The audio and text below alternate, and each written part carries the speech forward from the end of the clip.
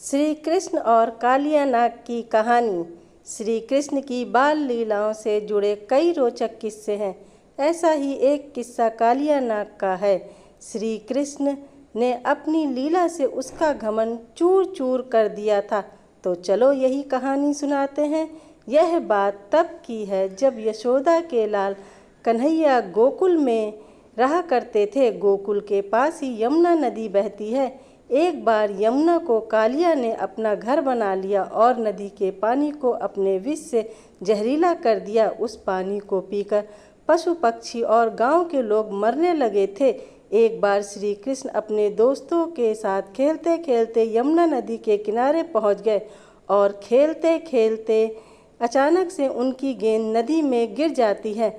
अब यमुना नदी के पानी और उसमें रहने वाले कालिया नाग के बारे में सभी को मालूम था, इसलिए मौत के डर से कोई भी नदी में जाने को तैयार नहीं हुआ। तब श्री कृष्ण ने कहा कि मैं गेंद लेकर आता हूँ। सभी बच्चों ने उन्हें नदी में जाने से रोका, लेकिन वह नहीं माने और नदी में छलांग लगा दी।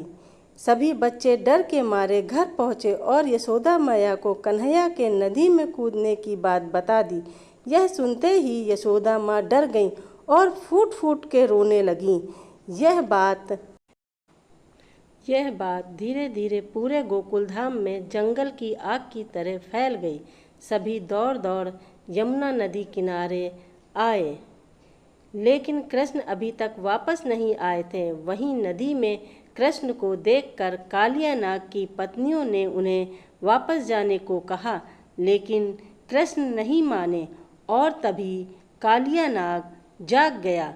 कृष्ण ने कालिया नाग को यमुना नदी छोड़ने का आदेश दिया, लेकिन कालिया नाग ने मना कर दिया और कृष्ण को मारने के इरादे से उन पर हमला कर दिया। कृष्ण और कालिया नाग की जोरदार लड़ाई हुई। कुछ समय के बाद कालिया नाग हार गया और कृष्ण उसके फन पर नाचने लगे। कालिया नाग थकने के बाद से अपने प्राण बचाने के लिए प्रार्थना करने लगा। तब कृष्ण ने उसे अपने स्थान पर वापस जाने को कहा। कालिये ने कहा कि वहाँ पर गरुड़ मुझे मार डालेगा, मैं वहाँ कैसे जाऊँ। इस पर कृष्ण ने कहा कि मेरे चरणों के निशान तुम्हारे फन पर हैं, उसे देखकर गरुड़ तुमको नहीं मारेगा।